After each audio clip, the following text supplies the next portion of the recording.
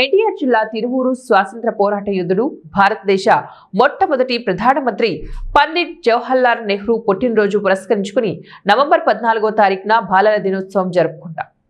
November 14వ తారీఖు సందర్భంగా గీతం స్కూల్లో యాజమాన్యం పిల్లలకు ఆటల పోటీలు, కబడ్డీ, కుర్చీలాట, ఖోఖో ఆటలు పోటీలు నిర్వహించారు. విద్యార్థులు పోటీ పడి ఆటలాడారు.